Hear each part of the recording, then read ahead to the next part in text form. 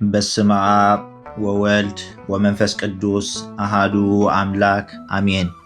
ስንክሳር ዘወርሃ ግንቦት ዕለት 12 ግንቦት። በዛ ዕለት እዚኣ እግዚአብሔር ንቅዱስ ሚካኤል ሊቀ መላእክት ናብ ነቢይ ዕንባቆም ለኣኾ። ንሱ ነቶም ኣብ ግራት እኽሊ ዝዓጽዱ ዝነበሩ ምሳሕ ሽሻይ ብርስንን ኣዳልዩ ክኸይድ ምስ ደለየ ቅዱስ ሚካኤል ብፀጉሪ ርእሱ ሓዞ። እቲ መግቢ ምስኡ ተሸኪምዎ ከሎ ናብ ሃገረ ባቢሎን ኣብፅሖ። እቲ መግቢ ከዓ ንዳንኤል ሃቦ።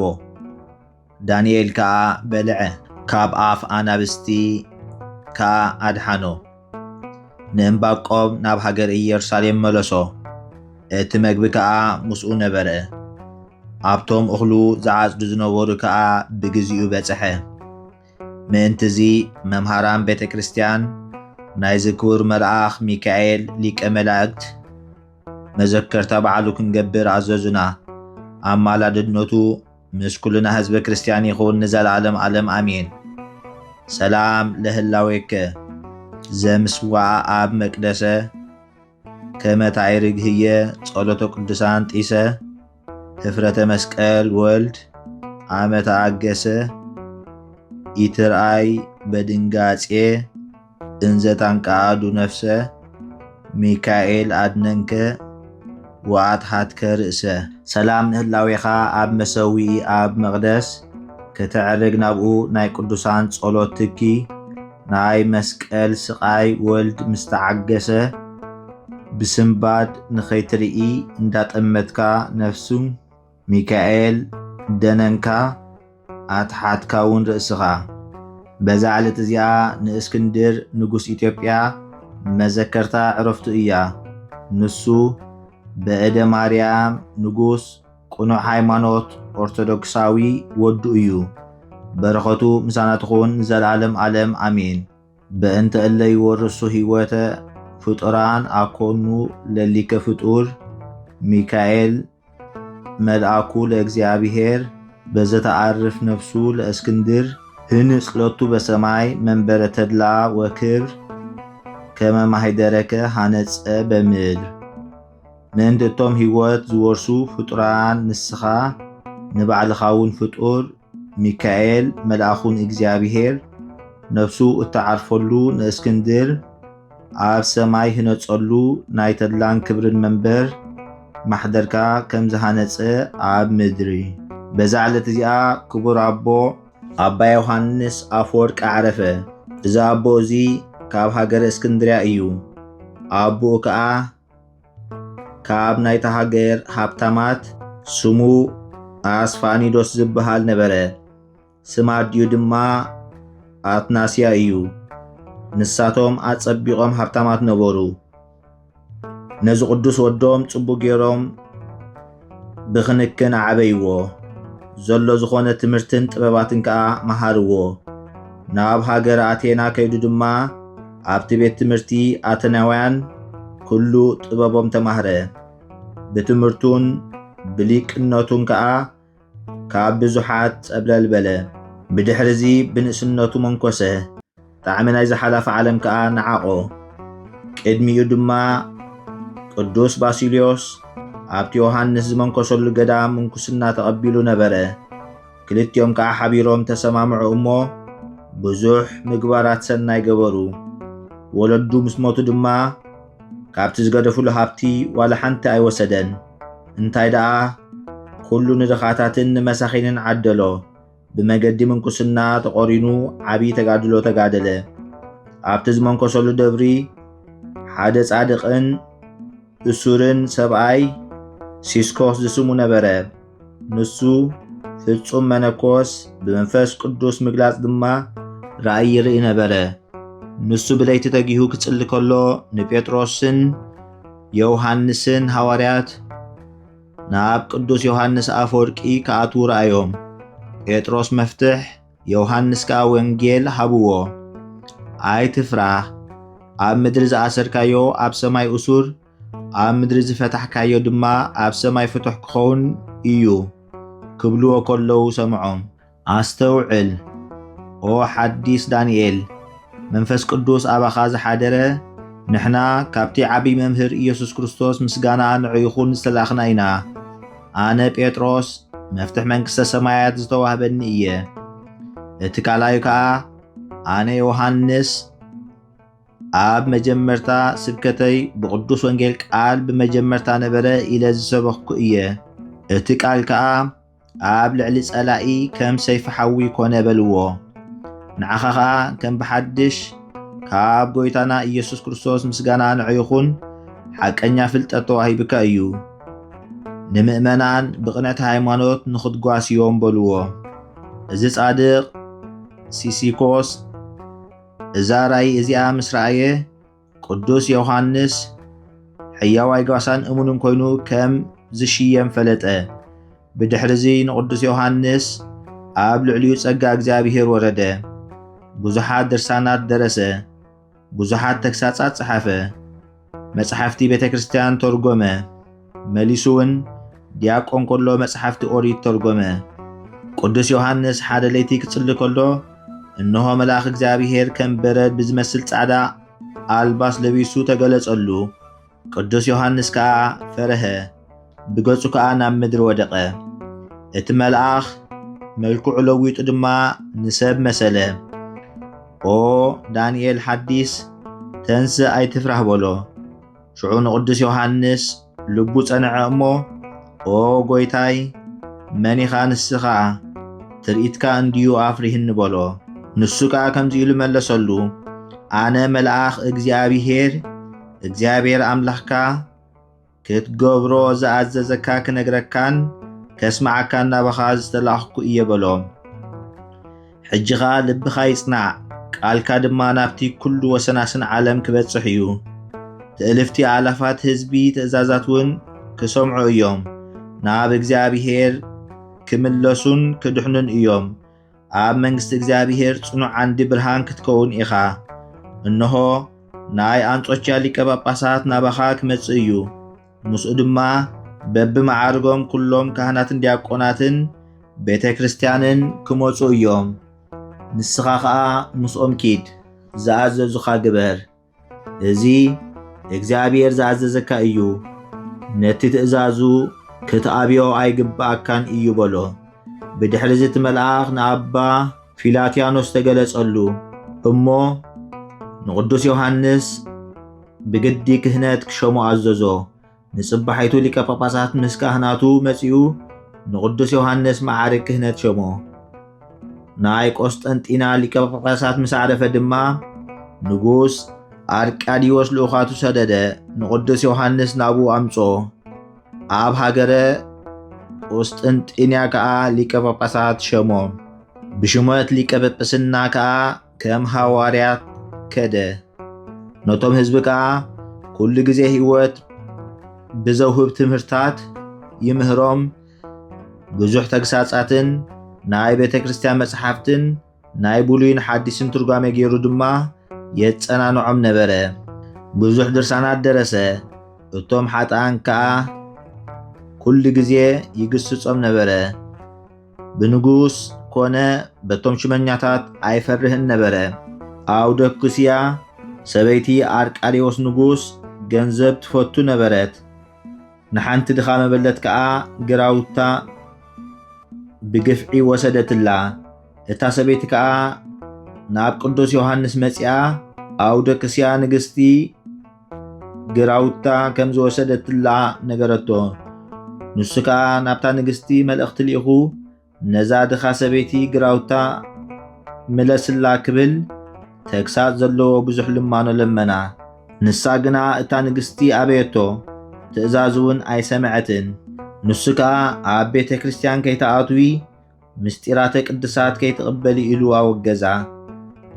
ሽዑ ኣብ ልባ ቁጥዕ መለኦ እሞ ንሱ ኣቐዲሙ ብዛዕባኣ ክፉእ ግብሮም ዘወግዞም ካብ መዓርጎም ዝሰወሮም ኤጲስቆጶሳት ነበሩ።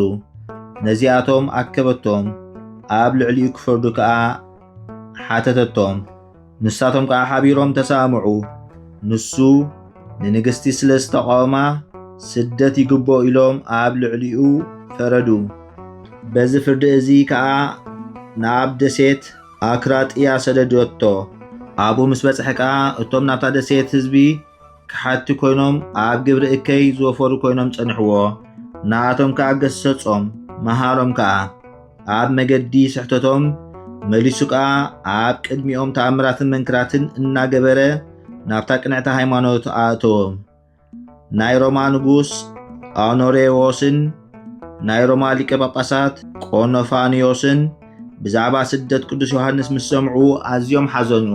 ናብ ንጉስ ኣርቃድስ ከዓ ብቁጣዓ መልእኽቲ ለኣኹ። ካብዚ ጌርካዮ ዘለኻ ክፉእ ምግባር ተሓሎ። ሕጂ እንተዘይተኣዚዝካና ንቅዱስ ዮሃንስ ከዓ ካብ ስደቱ እንተዘይመሊስካዮ ካብ ሕጂ ኣብ ማእከልናን ማእከልካን ሰላም የልቦም በልዎ። ኣርቄዴዎስ ንጉስ መጽሓፍ መልእኽቶም ምስ ኣንበበ ኣጸቢቑ ሓዘነ። ምስ ሰበይቱ ኣውዶክስያ ደው ኣቢሉ ድማ ንቅዱስ ዮሃንስ ካብ ስደቱ መለሶ። ምስ ተመልሰ ኩሎም ሰብ ሃገር ቁስጥንጥንያ ዓብዪ ሓጎስ ተሓጎሱ። ብሕርቑር መዓልታት ድማ ኣውዶክስያ ተመሊሳ ደጊማ ናብ ደሴት ኣክራጥያ ሰደደቶ። ኣኖሬዎስ ንጉስ ጻድቕን ሊቀ ጳጳሳት ዮናኪንዲዮስን ምስ ሰምዑ ከዓ ነቲ ሊቀ ጳጳሳት ንቅዱስ ዮሃንስ ካብ ስደቱ ክሳብ ትመልሶ ምስጢራተ ቅድሳት ከይትቕበል ዝብል ውግዘት ዝሓዘ መልእኽቲ ለኣኹ። ሽዑ ከዓ ኣርቃዴዎስ ንጉስ ንዮሃንስ ምለስዎ ዝብል መልእኽቲ ለኣኸ እሞ እንተኾነ ዮሃንስ ኣዕሪፉ ጸንሖም። ምእመናን ከዓ ንስጉ ጸይሮም ናብ ሃገር ቁስጥንጥንያ ወሰድዎ። ኣባ ዮናኪንዲዮስ ለይኹ ምስ ሓተተ ከዓ ንሱ ኣብቲ ደሴት ከም ዝዓረፈ ስጉ ድማ ናብ ሃገር ቁስጥንጥንያ ከም ዘብጽሕዎ ኣረድእዎ። መሊሱ ከዓ መልእኽቲ ልኢኹ ነታ ንግስቲ ቤተ ክርስቲያን ከይተኣቱ ምስጢራተ ቅድሳት ከይትቕበል ኢሉ ኣወገዛ።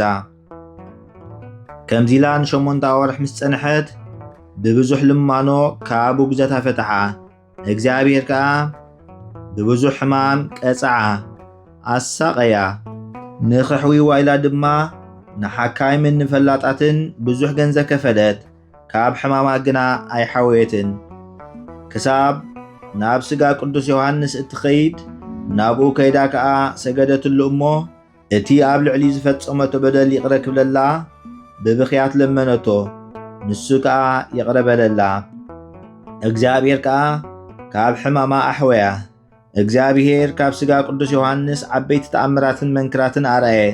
ብዛዕባ ቅዱስ ዮሃንስ ኣፈወርቂ ከዓ ዝተባሃለ ኣሎ። ሓደ መዓልቲ ንሱ ምስ ንጉስ ኣርቃዴዎስ መኳንንቱን ምስኡ ተቐሚጦም ከለዉ እቲ ንጉስ ከም ዝበሎ ኦ ኣቦየ ብዛዕባ ሓደ ቃል ክሓተካ እሞ ክትምልሰለይ እልምነካ ኣለኹ። እዚ ቃል እዚ ከዓ ካብ ነዊሕ ግዜ ኣብ ልበይ ዝጸንሐ እዩ እሞ ከተረዳእኒ እደሊ ኣለኹ በሎ። ስለምንታይ እዩ ማቴዎስ ኣብ ቅዱስ ወንጌል ዮሴፍ ንእግዝእትነ ቅድስት ድንግል ማርያም በኽሪ ወዳ ክሳብ እትወልድ ኣይፈልጣን ዝበለ? ብድሕሪኡ ኸ ከምቲ ሰብኡት ነንስቲ ዝፈልጥወን ፈሊጥዋ ማለት ድዩ በሎ። ቅዱስ ዮሃንስ ከዓ ከምዚ ክብል መለሰ፣ ኦ ንጉስ ከምኡ ኣይኮነን። እንታይ ደኣ እግዝእትነ ቅድስት ድንግል ማርያም ጎይታናን መድሓኒናን ኢየሱስ ክርስቶስ ምስጋና ንዑ ይኹን ኣብ ከርሳ ከሎ መልክዓ ይለዋወጥ ነበረ። ሓደ ግዜ ገጻ ሕጉስ ኮይኑ፣ ሓደ ግዜ ገጻ ከም ፀሓይ ኮይኑ ዘብርህ፣ ሓደ ግዜ እውን ጩራ ኣብ ገጻ የንጸባርቕ ስለ ዝነበረ ዮሴፍ ንጎይታ ክሳብ እትወልድ መልክዓ ገጻ ከለልዮ ኣይከኣለን በሎ። ምስ ወለደት ግና መልክዕ ገጻ ብሓደ ሕብሪ መልክዕ ስለ ዝነበረ ክርድኦ ከኣለ ኢሉ ኣረድኦ። ኣብቲ ኣዳራሽ ንጉስ ናይ ኣዴና ቅድስት ድንግል ማርያም ስእሊ ብወርቂ ዝተሳለት ነበረት። ካብታ ስእሊ ድማ ዮሃንስ ኣፈወርቅ ጽቡቕ ተዛረብካ ዝብል ቃል ወፀ ተሰምዐ። ንጉስ ኣሕሉቕ ሰራዊቱ መኳንንቱን ከዓ ነዚ ምስ ሰምዑ ኣጸቢቖም ተደነቑ፣ ንእግዚአብሔር ከዓ ኣመስገንዎ። በቲ ግዜቲ እቲ ንጉስ ሰራሕ ወርቂ ክጽውዕሉ ኣዘዘ። ብኡ ገይሩ ከዓ ንቅዱስ ዮሃንስ ናይ ወርቂ ልሳን ኣስሪሑ ኣብ ስእሊ ኣዴና ቅድስት ድንግል ማርያም ወላዲተ ኣምላኽ ሰቐሎ። ንዝርዮ ኩሉ ተኣምራት ንክኸውን ንቅዱስ ዮሃንስ ከዓ ልሳን ወርቅ ኢሉ ፀውዖ። ስለዚ ካብዚ ዝተላዕለ እዩ ክሳብ ሎሚ ዮሃንስ አፈወርቅ ዝበሃል ዘሎ። በረኸት ኣምላኹ ምሳና ይኹን ንዘለዓለም ዓለም ኣሜን። ሰላም ለዮሃንስ እንተ ኣብደረ ስደተ እምይሳተፍ በግፍ መፍቀሪተ ንዋይ ንግስተ እምነ ኣፉሁ ዘወፅኣ ሰሚኦ ግዘተ እምበለ ይእርግ ላዕለ ወእምበለ ይረታሕተ መልአከ ሰማይ ቆመ 10 ዓመተ። ሰላም ንዮሃንስ ዝፈተወ ስደት ብግፍዒ ካብ ዝተሓባበር ፈታዊት ገንዘብ ንግስቲ ካብ ኣፉ ዝወፀ ሰሚዑ ውግዘት ከይዓረገ ንላዕሊ ከይወረደ እውን ንታሕቲ መልአኽ ሰማይ ደው በለ ዓመታት 10። ሰላም እብል ሱታፌ ዮሃንስ በህማሙ ሲሲኮሙ ስሙ ክብረ ዮሃንስ አፈወርቅ እንተነጸረ በህልሙ መራሁተ እንዘይመጥዎ ጴጥሮስ ቀዲሙ ወእንዘይሁቦ ወንጌል ዮሃንስ ዳግሙ። ሰላም እብል ተሳታፊ ዮሃንስ ብሕማሙ ሲሲኮስ ዝስሙ ክብረ ዮሃንስ አፈወርቅ ዝረአየ ብሕልሙ መፍትሕ ክህቦ ጴጥሮስ አቀዲሙ ወንጌል እውን ክህቦ ዮሃንስ ደጊሙ። በዛ ዕለት እዚኣ ብዓብዪ ብርሃን ምግላጽ ክቡር መስቀል ኮነ። ኣብ ልዕሊ ሃገረ ኢየሩሳሌም ኣብ ማእከል ሰማይ ኣብ ልዕሊ ጎልጎልታ ብዘበን ሽመት ንኽቡር ኣቦ ኣባ ቄርሎስ ናይ ኢየሩሳሌም ኤጲስቆጶስ ብዘበን ሽመቱ ንንኡስ ቆስጠንጢኖስ ወዱ ዓብዪ ቆስጠንጢኖስ ተራእየ። ምርኣዩ ከዓ ሰዓት 6 ናይ መዓልቲ ነበረ። ብርሃኑ ንብርሃን ፀሓይ ሸፈኖ። ብግፂ ክሳብ ሰዓት 9 ፀንሐ። ኩሎም ሰባት ከዓ ካብ ኩሉ ከባቢታት ክርእይዎ መፁ። ኣባ ቄርሎስ ከዓ ናብ ንጉስ ቆስጠንጢኖስ ከም ዝብል መልእኽቲ ለኣኸ። ኦ ንጉስ ኣስተውዕል፣ ብዘበን ክቡር ጻድቕን ኣቦኻ ንጉስ ቆስጠንጢኖስ መስቀል ኣምሳል ከዋኽብቲ ተራእየ። ብዘበንካ ድማ መስቀል ብርሃን ኣብ ልዕሊ ቀራንዮ ተራእየ። ክሳብ ቅድስቲ መቃብር ጎይታና ኢየሱስ ክርስቶስ ክሳብ ደብረ ዘይትን ተዘርግሐ። ምስጋና ንዑ ይኹን። ኦ ንጉስ እምበኣር ካብ ታሪኽስትን ክፍእትን ሃይማኖት ኣርዮስ ተሓሎ ኣይትቀበላ።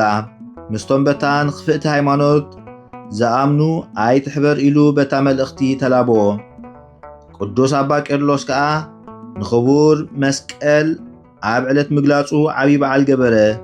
ንሱ መድሓኒናን ጽኑዕ ዋልታናን እዩ።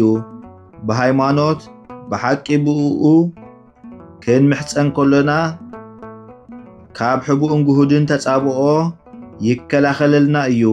እግዚአብሔር ንቅዱሳኑ ብጸሎቶም ይምሓረና። ብቅዱስ ኃይል መስቀሉ ንኩልና ህዝበ ክርስቲያን ካብ መጻወዳይ ጸላይና ዲያብሎስ ይሓልወና።